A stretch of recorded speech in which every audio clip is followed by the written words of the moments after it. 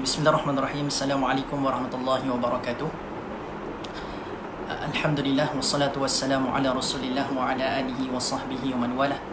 Subhanaka la ilma lana illa ma 'allamtana innaka antal alimul hakim.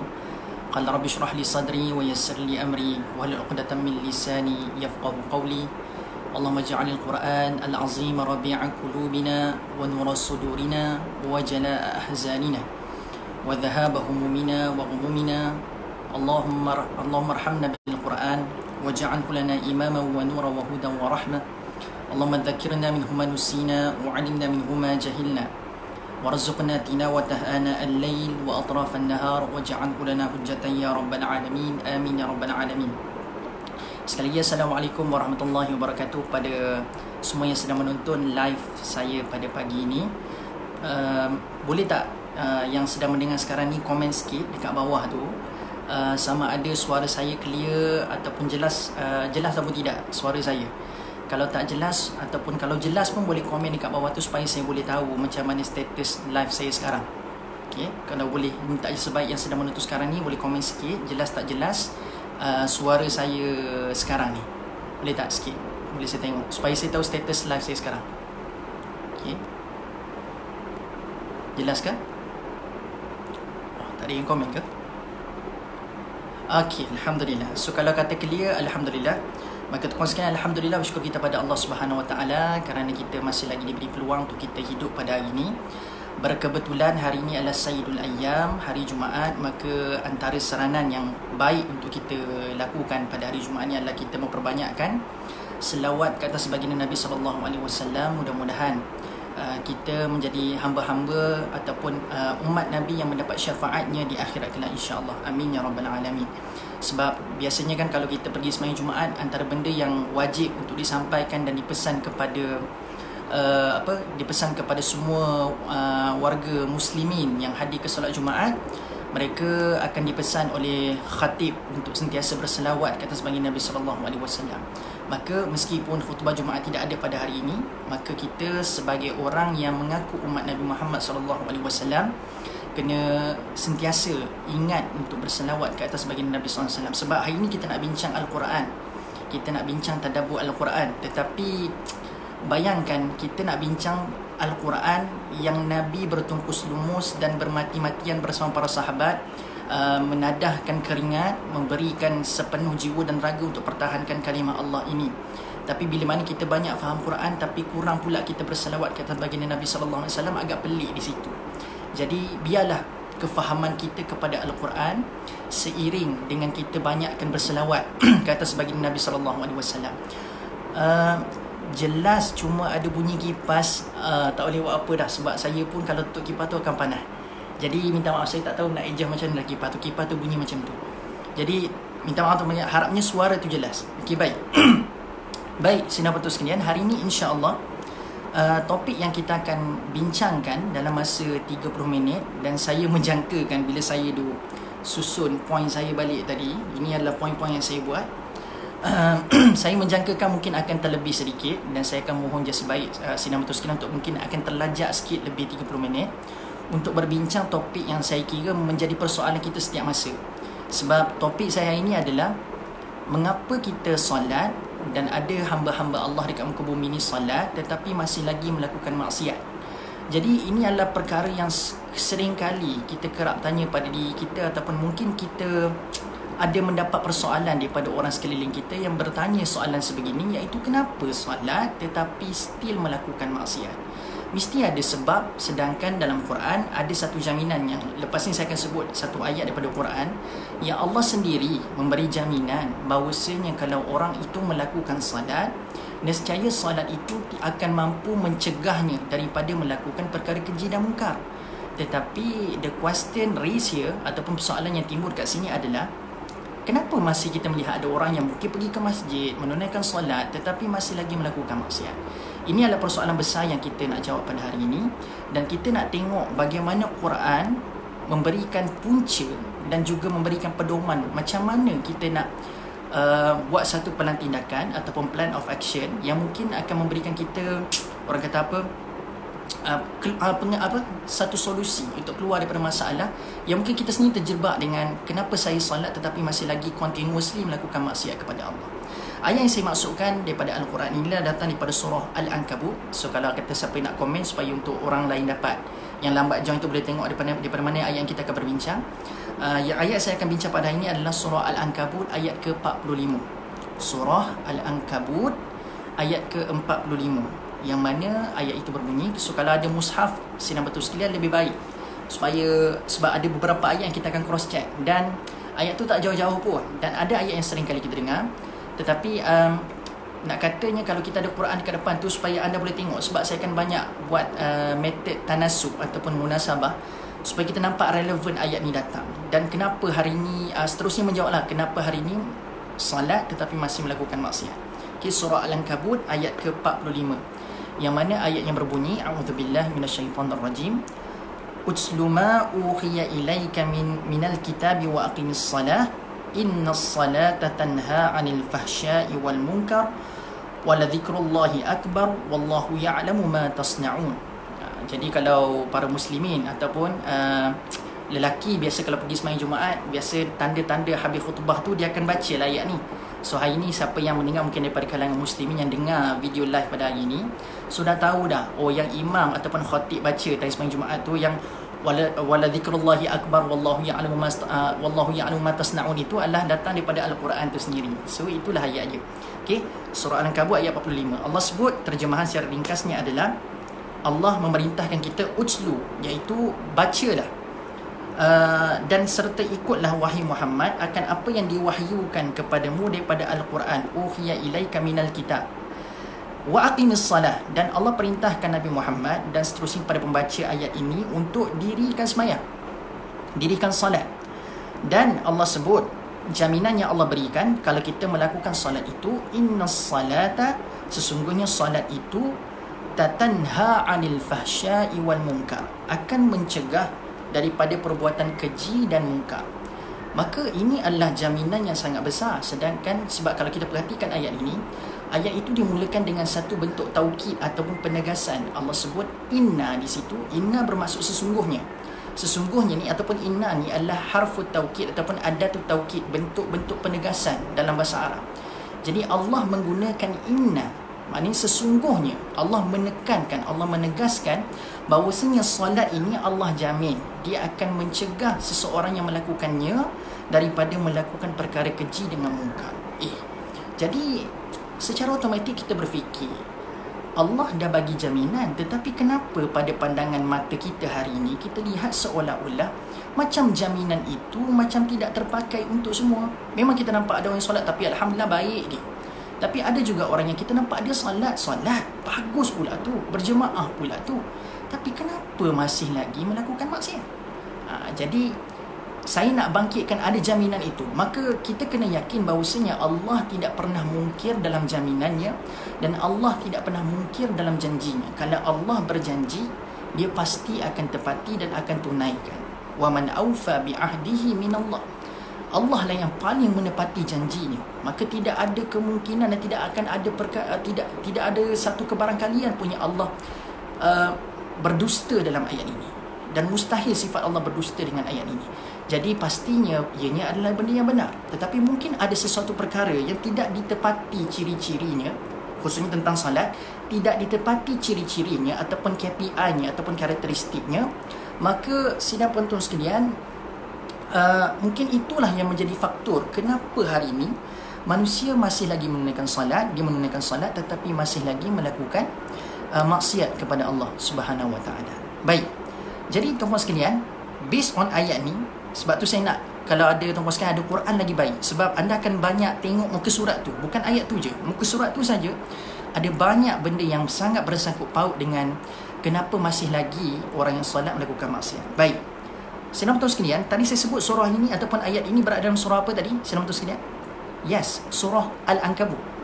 Jadi, senang betul sekalian, terfikir tak kita kenapa cerita pasal jaminan untuk orang yang melakukan salat itu akan tercegah daripada perkara keji dan munkar ini Allah letak dalam surah ini, tidak diletakkan dalam surah-surah lain? Kenapa mesti perkara yang bersifat jaminan akan dilepaskan ataupun akan dijauhkan, dicegah seorang manusia itu daripada perkara keji dan munkar dengan salat, kenapa mesti diletakkan dalam suratul Ankabut? Ini adalah benda yang mungkin akan menjadi jawapan kenapa solat masih lagi maksiat. Kita kena jawab persoalan terlebih dahulu, kenapa perintah ini ataupun jaminan ini diletakkan dalam surah Al-Ankabut. Jadi Al-Ankabut ni, Sinar Betul sekalian, apa secara general maksudnya? Al-Ankabut ini maksudnya adalah laba-laba ataupun spider, kita panggil spider dah. Sebab dalam surah ini ayatnya, kalau tengok kan daripada mana datang nama surah ni, Allah letakkan nama surah ni pada ayat yang ke-41 surah ini, yang mana Allah sebut ada perkataan Al-Ankabut dalam ayat 41 tu. Sebab tu saya kata anda kena tengok buku surat tu, ayat 45 atas sikit dekat dia tu, lalu anda akan tengok ada ayat 41 yang mana Allah rakamkan ada perkataan Al-Ankabut di situ.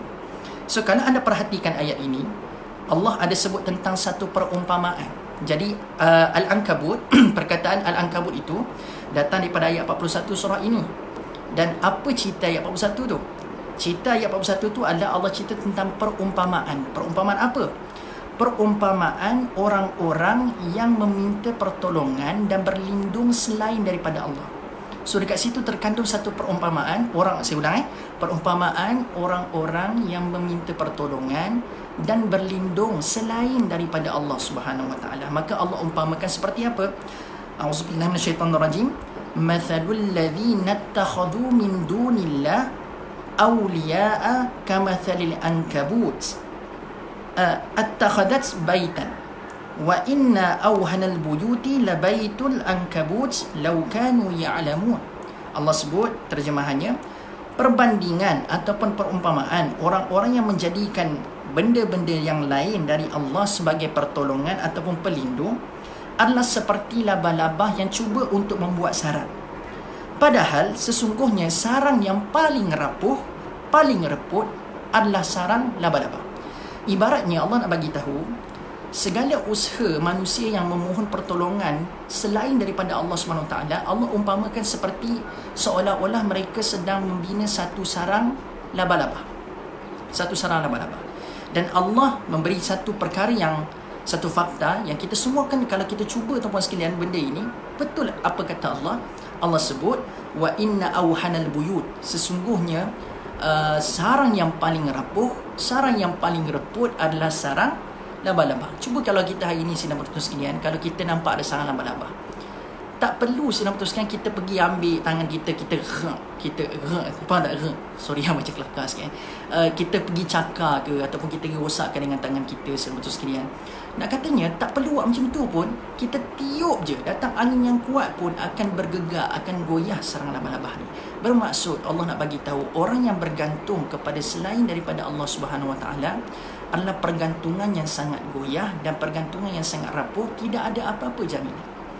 Bermaksud Sinar Betul sekalian, manusia yang meletakkan meletakkan permintaan tolong, berharap, berlindung ni selain pada Allah ni, mereka merasakan macam seolah-olah ada lagi makhluk lain yang dia boleh berharap selain daripada Allah Subhanahu Wa Taala.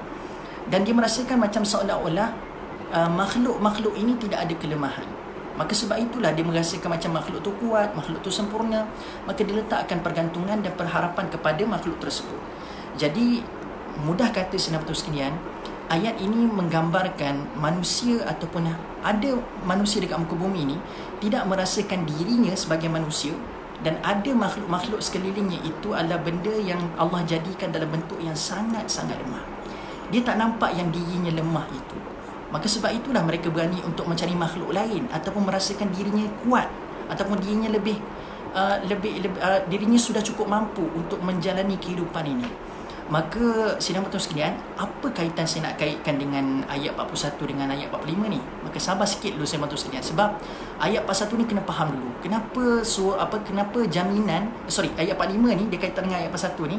Ayat 45 bagi tahu jaminan tentang salat akan mencegah daripada kemungkaran. Tapi ayat 41 cerita pasal ada hamba-hamba yang merasakan dirinya kuat, yang merasakan ada makhluk lain juga kuat yang dia boleh bergantung harap dan mohon pertolongan. Maka Allah kata ibarat seperti mereka sedang buat sarang laba-laba. Maka nak kata Sinar Betul sekalian, ada manusia hari ini yang masih merasakan dirinya superior dan dia ada merasakan macam seolah-olah ada makhluk yang boleh dibergantung harap. Sedangkan sebaik-baik pergantungan adalah kepada Allah Subhanahu Wa Taala. Maka poin kat sini adalah manusia belum cukup merasakan dia itu adalah makhluk yang lemah. Okay. So mungkin anda dah boleh nampak perkaitan apa menjadi punca kenapa manusia ini tidak berjaya menjadikan solat dia sebagai aset untuk bebaskan dia daripada perkara keji dan munkar. Sebab antara puncanya adalah mereka tidak merasakan mereka ini adalah makhluk yang lemah lagi. Sebab itu kalau kita perasan dalam solat kita ada wajib baca satu ayat, bukan satu ayat, satu surah, iaitu surah Al-Fatihah. Dan dalam surah Al-Fatihah ada tak cerita pasal pertolongan sedang betul sekalian? Ayat surah Al-Ankabut ayat 1 tadi cerita pasal mereka minta pertolongan selain daripada Allah. Tapi dalam solat sidang betul sekalian, ada tak surah yang bila kita baca ada kaitan dengan minta tolong? Dalam Fatihah tu ayat berapa? Cuba kita review balik. Dan saya walaupun tak nampak sidang betul sekalian, saya rasa macam tuan-puan sekalian sedang membaca ayat Fatihah daripada awal sampai akhir sekarang sebab mencari ayat itu. Ayat berapa sidang betul sekalian yang kita ada minta tolong kepada Allah dalam surah tu? Yes, ayat yang berbunyi iyyaka na'bud wa iyyaka nasta'in. Betul tak? Yang iyyaka nasta'in, hanya kepadamu kami memohon pertolongan. Kan ada cerita pasal pertolongan dekat situ. So nak kata ada kaitan solat dengan cerita pasal ayat 41 ni, iaitu orang-orang yang memohon pertolongan dan bantuan selain daripada Allah. Sebab dalam suratul Fatihah ada cerita pasal kita minta tolong. Jadi nak katanya senang betul sekalian, ini antara kaitan. So satu lagi senang betul sekalian, ayat 5 Kak Liza, iyyaka na'budu wa iyyaka nasta'in, surah ayat ke-5. Minta maaf saya, ayat ke-5. Baik, saya betul sekalian, kalau kita perasan dalam surah Al-Ankabut ni juga sebelum datang ayat 45 ni, ironinya adalah yang ni kita kena guna kaedah tanasub ataupun munasabah di antara ayat. Munasabah ni kalau secara siapa yang tak pernah dengar, munasabah ni adalah satu ilmu untuk kita menghubung kaitkan di antara ayat-ayat ni.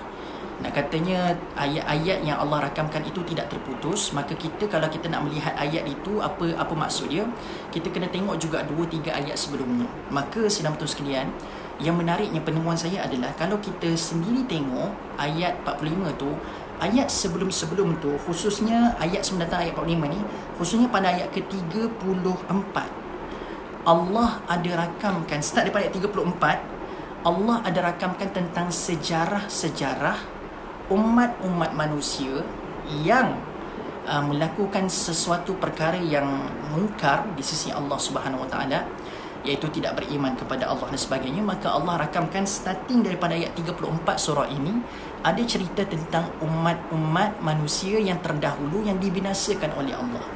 Sebab tu kalau anda ada mushaf, belik sekejap ayat 34 surah Al-Ankabut, kita akan tengok cerita pasal kaum Nabi Lut alaihi salam yang dibinasakan oleh Allah Subhanahu Wa Taala. Jumpa tak sebentar sekalian? Kan ayat 34, 35 Allah ada merakamkan cerita kaum Nabi Lut yang dibinasakan oleh Allah Subhanahu Wa Taala. Kalau anda baca cerita sebelum tu adalah cerita pasal Nabi Ibrahim alaihi salam didatangi oleh para malaikat yang mendatangkan perkhabaran tentang adanya bencana yang akan sampai kepada Nabi Lut alaihi salam. Tapi nak katanya ayat 34, 35 surah Al-Ankabut ada Allah rakamkan tentang peristiwa ataupun rakaman tentang ada umat yang binasakan disebabkan kufur kepada Allah, tidak beriman kepada Allah, maka Allah binasakan mereka dalam ayat 34, 35. But surprisingly sedang betul sekalian, tak cukup dengan satu kisah Allah bangkitkan pasal ada manusia yang dibinasakan disebabkan kekufuran mereka kepada Allah. Bukan ayat 34, 35 je, ada lagi selepas itu Allah rakamkan pada ayat 36, 37, yang mana Allah rakamkan tentang kaum Nabi Shu'aib di Madian. Kaum Nabi Shu'aib di Madian sedang betul sekalian, apa yang berlaku adalah mereka juga melakukan perkara yang sama, iaitu mereka kufur kepada Allah, tidak mengikuti apa yang Allah suruh. Maka sedang betul sekalian, ayat 37 Allah bagi tahu benda, Allah juga binasakan kaum Nabi Shu'aib itu di Madian disebabkan keingkaran mereka kepada Allah Subhanahu Wa Taala. So nampak tak? Sekarang ni bukan sekadar satu cerita pasal umat yang dibinasakan disebabkan kekufuran mereka kepada Allah, tetapi sekarang sudah ada dua. Tadi kaum Nabi Lut, sekarang kaum Nabi Shu'aib juga Allah ceritakan dalam surah yang sama. Sebelum datang ayat ke-45 ni, Allah ada cerita pasal kaum Nabi Shu'aib yang dibinasakan. Betul tak betul sekalian? Tengok tak? Jumpa tak ayat tu? Dan tak cukup dengan dua kisah sidang betul sekalian, Allah ada rakamkan lagi cerita yang seterusnya pada ayat 38. Ayat 38 Allah rakamkan pula cerita pasal kaum 'Ad dan kaum Thamud yang juga dibinasakan oleh Allah Subhanahu Wa Taala. Nak kata sidang betul sekalian, ini dah cerita yang ketiga. Kaum 'Ad ni kaum Nabi apa? Soalan cepu cemas. So boleh komen. Kaum 'Ad kaum Nabi apa? Tak apalah, saya beritahu. Okey, kaum 'Ad ini adalah kaum Nabi Hud. Dan kaum Thamud adalah kaum Nabi Saleh. Maka ayat 38 Allah merakamkan kaum 'Ad iaitu kaum Nabi Hud dan kaum Thamud, kaum Nabi Saleh juga turut dibinasakan selepas tadi rantaian cerita orang dibinasakan tadi, starting daripada kaum Nabi Lut, disambung dengan kebinasaan kaum Nabi Shu'aib, disambung dengan kebinasaan kaum 'Ad dengan kaum Thamud, dan tak cukup 3 sidang betul sekalian, ada lagi ayat seterusnya, ayat 39 Allah ceritakan pasal Qarun dan Fir'aun juga turut dibinasakan sebab keingkaran mereka kepada Allah. Nak kata sebelum ayat 45 ni muncul pasal solat dapat mencegah daripada perkara keji dengan mungkar ni senang sekalian, ada datang 4 kisah kebinasaan kaum umat-umat terdahulu. Dan kalau kita study sidang betul sekalian, kita akan nampak dia punya rhythm ataupun dia punya trend dia sama je. Kenapa mereka tidak mengikuti, tidak menyembah Allah Azza wa Jal, mereka still degil, tidak beriman kepada Nabi yang telah diutuskan. Puncanya apa? Sebab mereka merasakan diri mereka kuat. Seperti mana Qarun, dia ada kekuatan dari sudut apa? Harta benda. Dan seperti mana Fir'aun juga turut ada kekuatan harta benda, follower yang ramai. Tetapi sidang motor sekalian, apa masalah yang berlaku dekat Qarun dengan Fir'aun? Antara contohlah saya bawa, nak cerita empat ni mungkin tak sempat. Tapi apa yang berlaku pada Qarun dengan Fir'aun? Dia merasakan seolah-olah dirinya dengan ada harta benda yang banyak, follower yang ramai, mereka dia cukup merasakan dia tu hebat.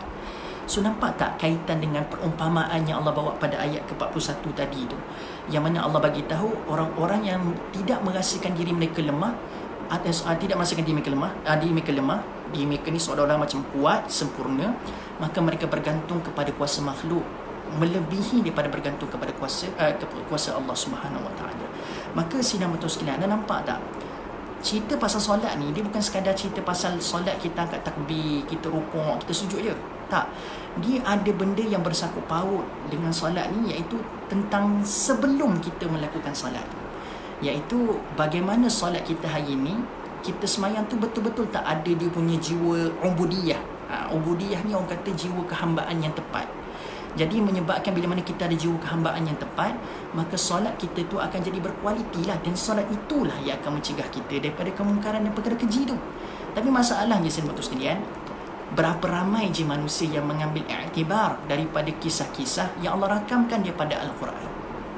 Nak katanya sedang betul sekalian, kenapa ada cerita pasal sejarah sampai 4 kaum Allah cerita pasal 4 kaum yang dibinasakan? Cerita pasal orang yang ada kekuatan harta benda pun dibinasakan.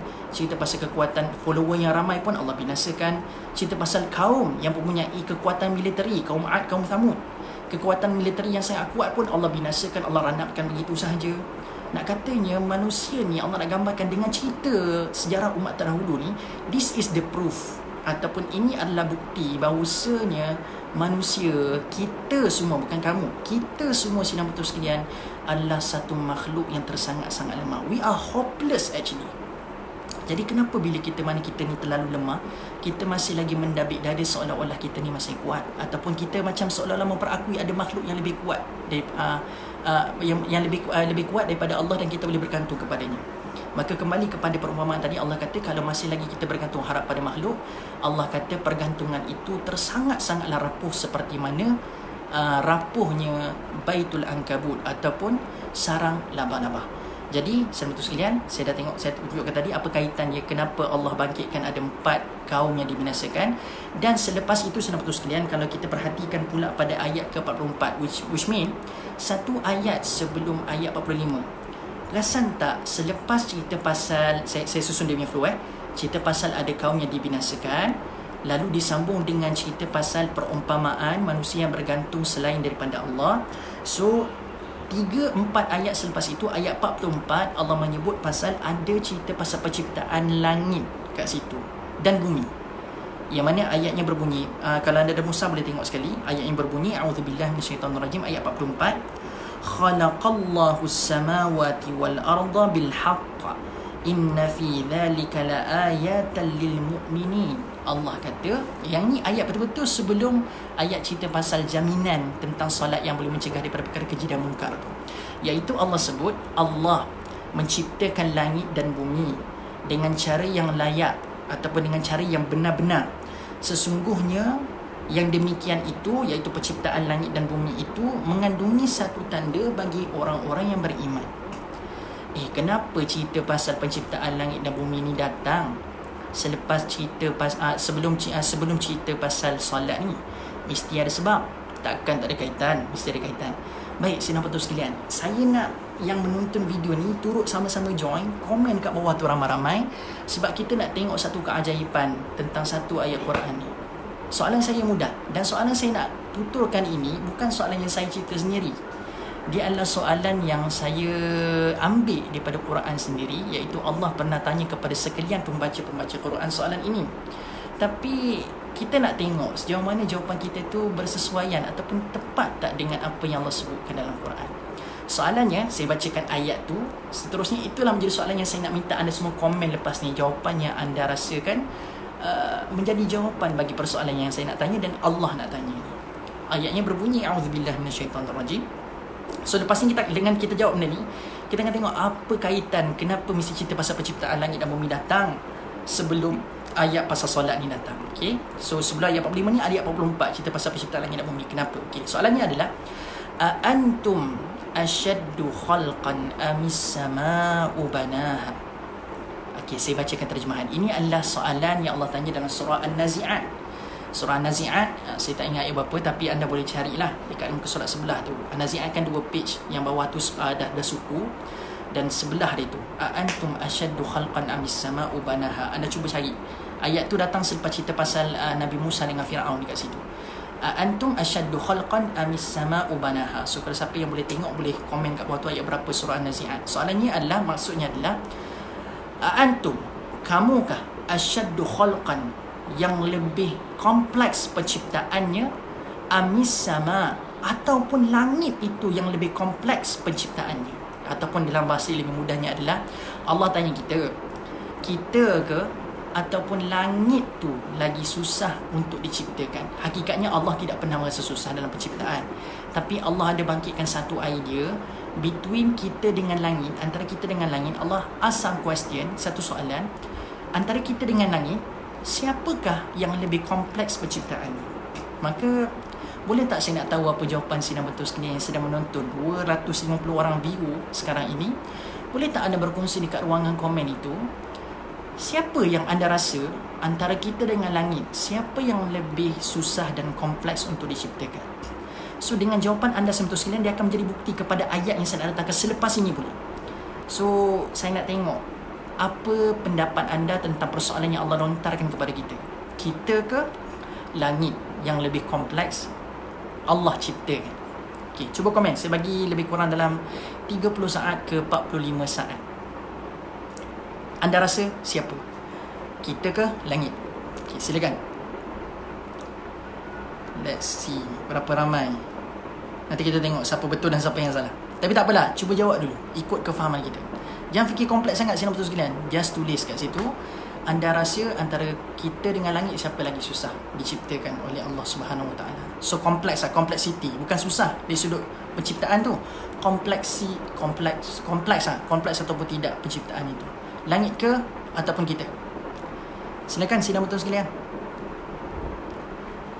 Okey, dah ada daripada Shifa J mengatakan lebih kompleks itu langit. Okey, let's see. Oh, Kasma Rafiuddin juga mengatakan langit. Oh, kakanda saya Syahril Uzair juga mengatakan langit. Nur Hashimah Mukhtar Afandi juga mengatakan langit. Okey, ada lagi tak nak join? Kita nak tengok siapa lagi susah tu. Ada lagi nak join? Sebelum saya datangkan jawapannya, betul ke tidak? Ada lagi ke yang komen?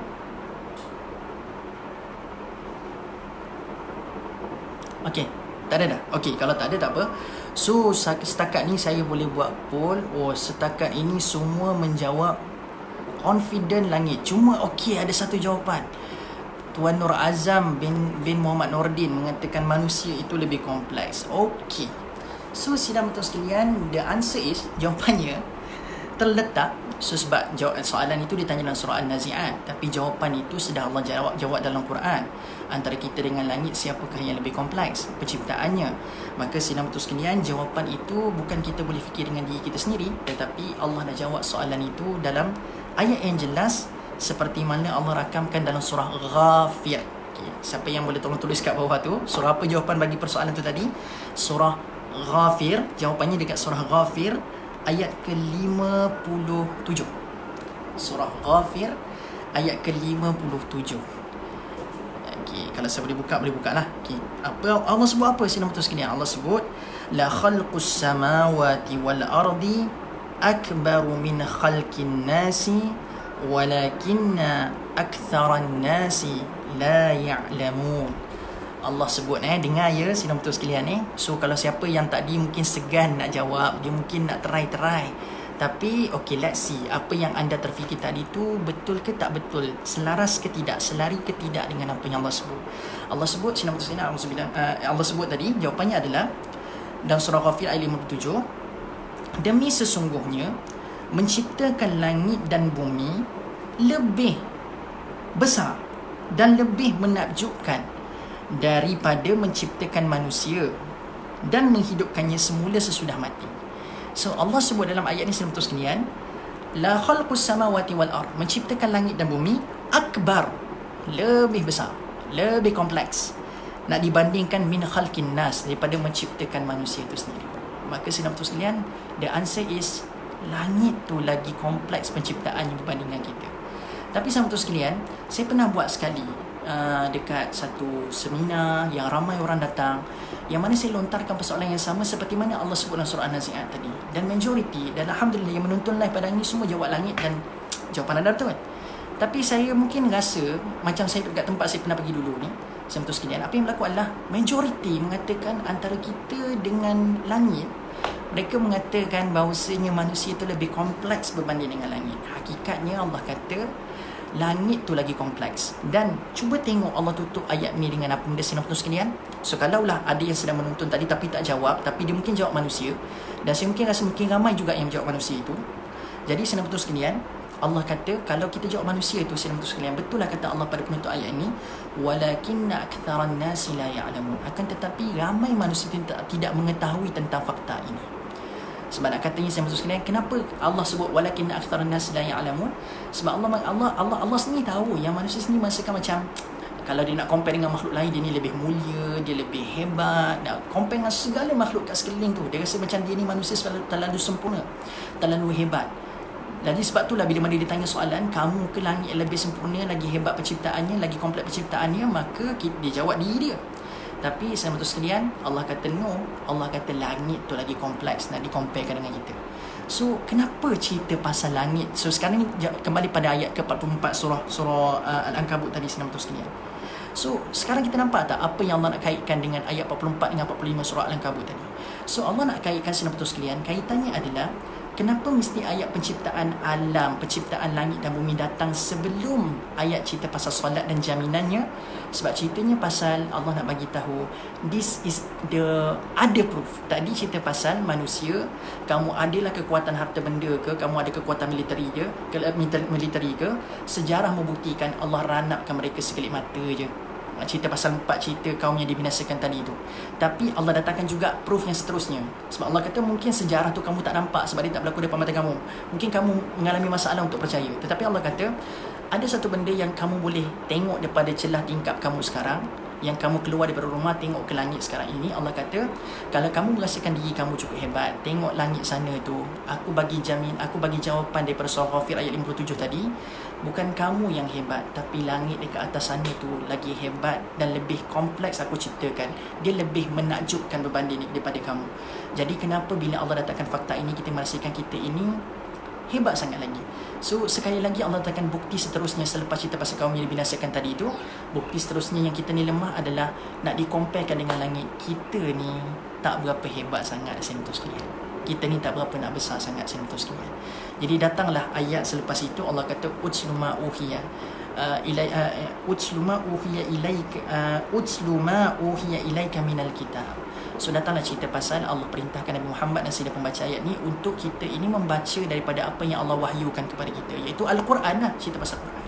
Baik, saya ringkaskan sila betul sekalian tentang apa yang saya sebutkan tadi. Anda perasan tak, sebelum ayat pasal solat ini datang, ada dua benda yang Allah highlightkan kepada kita. Tiga benda. Yang pertama, Allah nak bagi tahu yang kita ni lemah sangat-sangat. Yang pertama. Yang kedua adalah bukti kita lemah adalah ada kaum yang dibinasakan oleh Allah dengan mudah, meskipun ada kekuatan yang hebat di sudut militeri dan kekuatan di sudut harta. Ada 4 kisah. Bukti seterusnya ada 4 kisah Allah kata hebat macam mana pun depa ni, aku ranapkan diorang tersangat-sangat mudah. Tak perlukan satu kekuatan yang sangat kuat pun, aku mudah untuk kalahkan mereka dan aku mudah untuk binasakan mereka. So seterusnya, yang ketiga, bukti seterusnya yang kita ni lemah adalah Allah bawa kita kepada satu comparison, iaitu kita dengan langit, siapa yang lebih hebat penciptaan.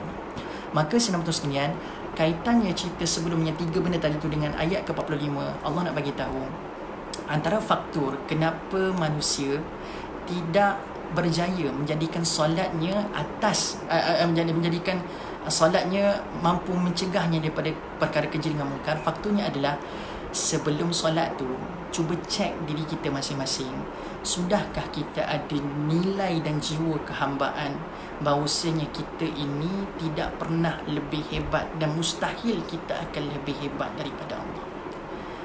So nak katanya apa dia punya, nak katanya apa dia kita ada tak kita rasa perkara sebegitu sebelum kita solat.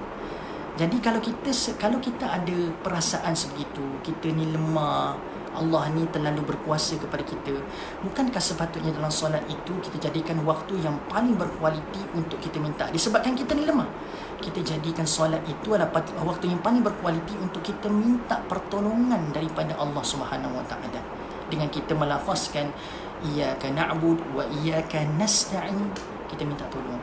Sebab isu kat sini adalah kenapa solat tu tak berjaya menjadi pencegah ataupun imun kepada perkara keji dengan mungkar. Sebab kita belum ada jiwa kehambaan yang tepat lagi. Sebab itu sidang betul sekalian, perasan tak, perintah solat turun dekat Nabi Muhammad dan umat Islam dan para sahabat selepas 10 tahun. Dia mengatakan 12 tahun. Nak katanya beberapa tahun Nabi membina jiwa kehambaan dalam diri para sahabat, barulah perintah solat itu turun. Dan bila mana ada jiwa kehambaan yang sangat tinggi, dan bila mana mereka ada satu ibadah yang boleh mereka tunjukkan cara untuk mereka memperhambakan diri kepada Allah, maka sebab itu solat mereka mampu untuk membebaskan diri mereka daripada perkara-perkara keji dengan mungkar. So hari ini persoalannya sedang betul sekalian, kita solat, tapi sebelum kita solat tu, sudahkah jiwa kehambaan itu berada di kemuncak yang sangat tinggi? Ada tak jiwa ta'abbud yang sangat tinggi dekat dalam jiwa kita sebelum kita menunaikan solat? Sebab kalau kita ada jiwa kehambaan yang betul sekalian, anda rasa kita ada tak lagi tendensi untuk hilang khusyuk, lari fokus, sebab kita sedang menghadap Tuhan. Jadi bila kita menghadap Tuhan, anda rasa layak ke kita sebagai hamba yang lemah tadi tu, lemah sangat-sangat tadi, yang Allah kata Allah boleh ranapkan meskipun kamu sempurna dari sudut harta, dari sudut militeri, yang Allah boleh ranapkan, kita lemah sangat-sangat tu. Kalau kita lemah sangat-sangat, kenapa kita tidak bersungguh minta tolong dalam solat tu? Sedangkan dalam solat tu ada elemen kita minta tolong daripada Allah Subhanahu Wa Taala. Maka mana jiwa kehambaan tu? Mana jiwa ketaatan, jiwa hamba kita kepada Allah? Sebab masalah kita kepada jiwa kehambaan tu. Sebab itulah sedang betul sekalian, Allah kata sendiri dalam Quran, Allah sendiri bagi tahu masalah orang-orang yang diberikan kecelakaan dalam solat. Orang-orang yang sekarang Allah pernah sebut fawailul lil musallin, celakalah bagi orang-orang yang salat tu. So Allah tak kata orang yang semayang tapi dalam semayang tak khusyuk tu yang dikatakan orang yang celaka tu. Allah kata kan ayat selepas fawailul lil musallin tu, alladzina hum an salatihim sahun. So the big issue kenapa solat tak jadi perkara yang boleh membebaskan kita daripada perkara keji dengan mungkar, isunya adalah bukan dalam solat tu, tapi isunya adalah sebelum solat tu, luar daripada solat.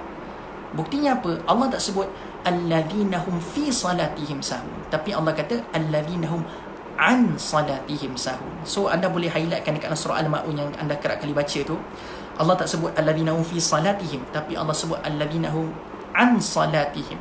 Sebab kalau Allah kata yang bermasalah dalam solat, maka Allah sebut fi. Tapi Allah kata no, Yang bermasalah tu luar solat tu. Luar solat tu. Luar solat tu yang dimaksudkan tadi, dia orang tak ada jiwa kehambaan, mereka merasakan diri mereka hebat daripada Allah Azza wa Jal. Maka sebab itulah sidang betul sekalian, Allah kata an salatihim, the big problem yang telah membuatkan solat mereka tidak menjadi bagus, yang menyebabkan mereka boleh membebaskan diri pada perkara keji dengan mungkar, adalah sebab luar solat tu. Sebab itulah kalau saya boleh bacakan sedikit apa yang dikatakan oleh para ulama tentang kenapa Allah gunakan salatihim tapi tidak menggunakan fi salatihim dalam surah Al-Ma'un. So antara yang disebutkan kat sini adalah Zamakhsyari. Az-Zamakhsyari menyebutkan digunakan perkataan an untuk menunjukkan bahawa mereka ini kurang peduli dengan solat itu sendiri.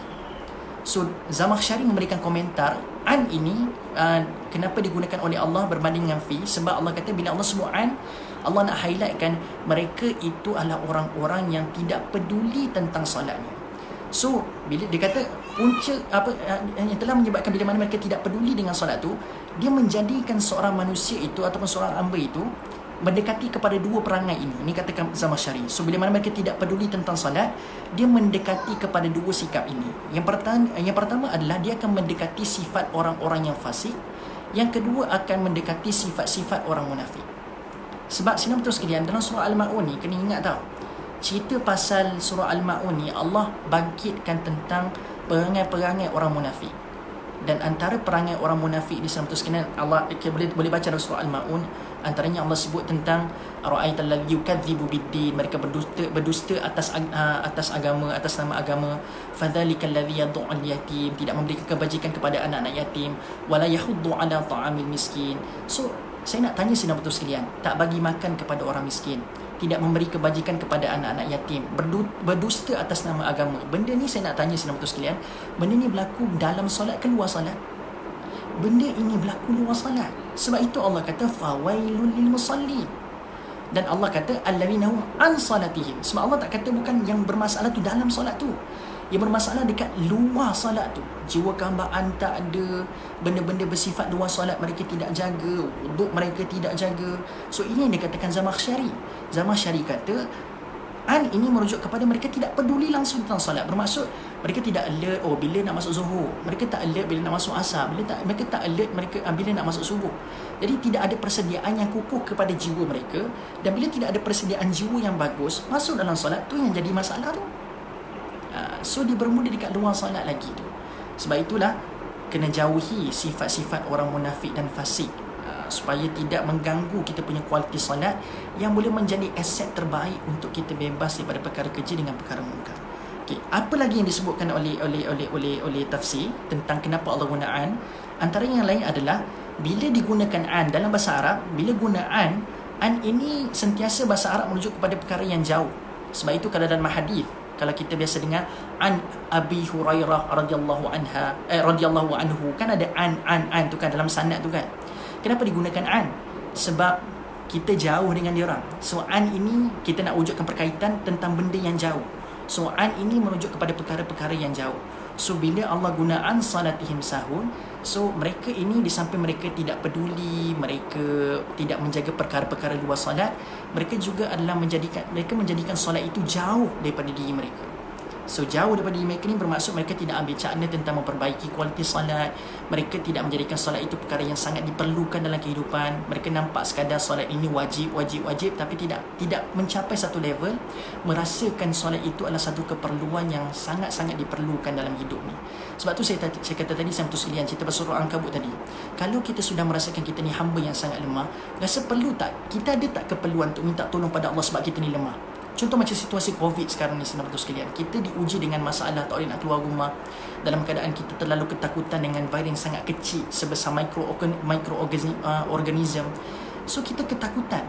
Tapi bila mana kita sedar yang kita ni takut, kita ni lemah, ada tak kita rasa nak minta tolong? Tambah-tambah kita diuji dengan PKP, Perintah Kawalan Pergerakan, yang kita tak boleh nak bergerak ke mana-mana. Jadi senang betul sekalian, kalau tadi yang kita tengok pada Zamakhsyari sebut, mereka tidak menjaga benda-benda yang berada di luar solat mereka, iaitu sebelum solat mereka tadi. Saya nak tanya, selama ini sebelum berlaku PKP ataupun Perintah Kawalan Pergerakan, kita hari ni solat, kita memberikan alasan, contoh macam saya tak berkualiti solat pagi ni sebab apa isu ataupun alasan yang kita berikan kenapa kita tidak boleh mempersembahkan kualiti dalam solat. tak boleh khusyuk dalam solat. Puncanya apa? Saya tak apa, saya tolong jawabkan. Senang betul sekalian, betul tak saya katakan kebanyakannya perkara-perkara dunia telah menyebabkan kita hilang fokus dalam solat. Contoh, kita terlalu fikirkan hari ni cukup tak duit untuk kita nak sara anak bini kita makan bulan ni. Hari ni cukup tak kita bekerja, kita ada masalah, kita diuji dengan stres, tekanan bekerja. Jadi sahabat sekalian, tak ke nampak hikmah Allah datangkan COVID-19 ni sahabat sekalian. Allah suruh kita duduk dekat rumah.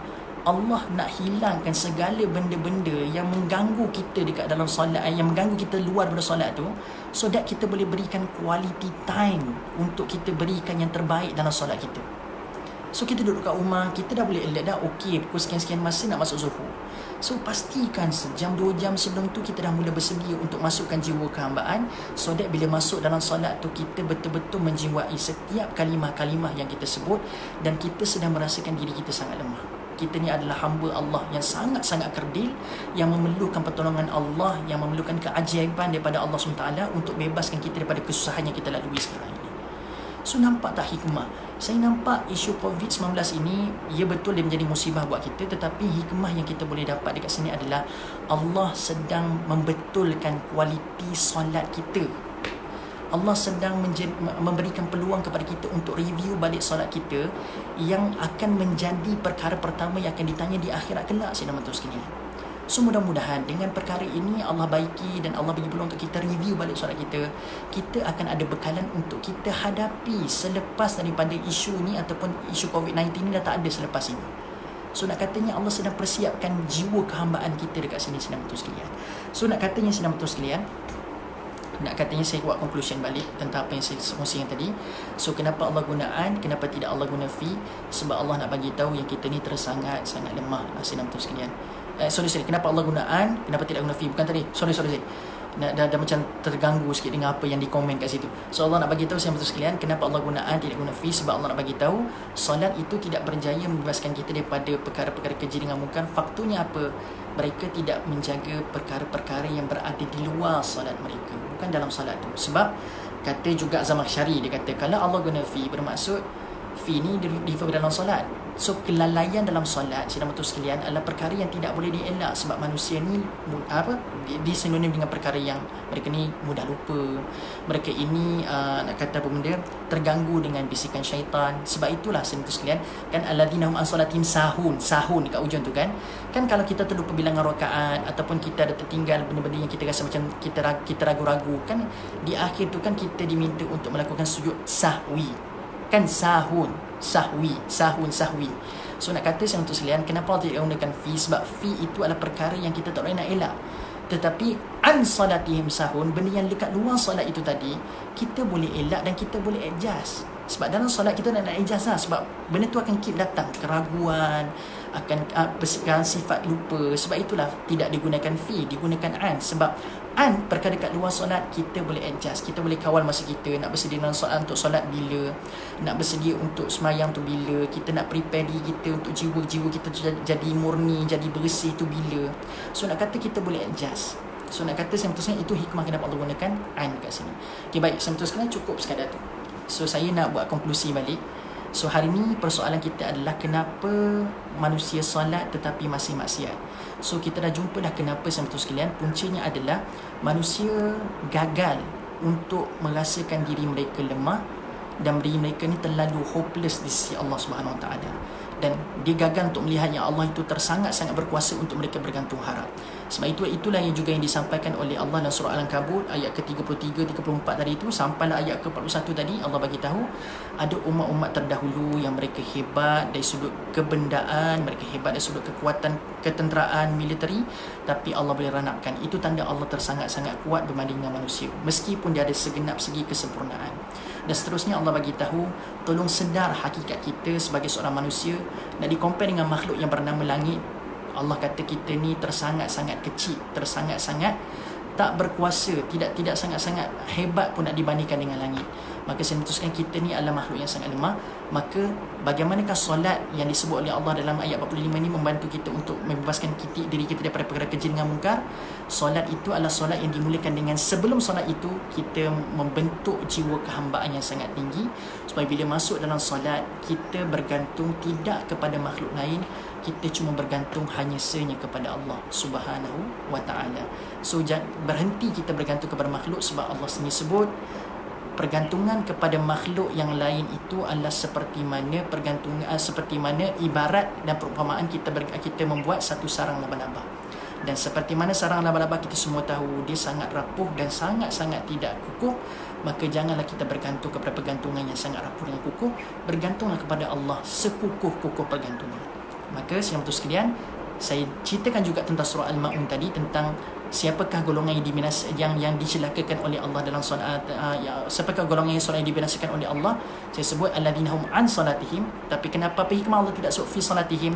Sebab fi adalah benda yang kita tak boleh nak elak, sifat lupa dan sebagainya. Tetapi an salatihim, perkara yang di luar solat, sebelum solat kita still boleh adjust. So mudah-mudahan live yang terbatas ini, terlebih nak hampir sejam sebenarnya, saya minta maaf terlebih masa. Saya harapkan mudah-mudahan tuan-tuan sekalian kita memberikan perhatian dalam PKP ni, dalam perintah kawal pergerakan ni, cuba berikan skor yang terbaik, khususnya benda yang berada di luar solat, sebelum solat. So why not kita praktis untuk Zuhur yang akan datang ni, kita bentuk jiwa kehambaan daripada sekarang supaya kita akan merasai kenikmatan dalam solat. Dan mudah-mudahan solat kita selepas ini waktu Zuhur akan menjadi solat yang terlazat di dunia ini, dan akan menjadikan solat itu aset untuk dijauhkan kita daripada perkara keji dengan mungkar, insya-Allah. Okay, terima kasih sama tu sekalian yang memberikan komentar, yang memberikan kerjasama dekat dalam sesi live pada hari ini. Aku qauli hadza wa astaghfirullahalazim li wa lakum. Boleh tekan button like dengan share, dan jangan lupa esok pagi kita akan ada daripada Ustaz Nazri pukul 8 pagi, insya-Allah. Okay, assalamualaikum warahmatullahi wabarakatuh.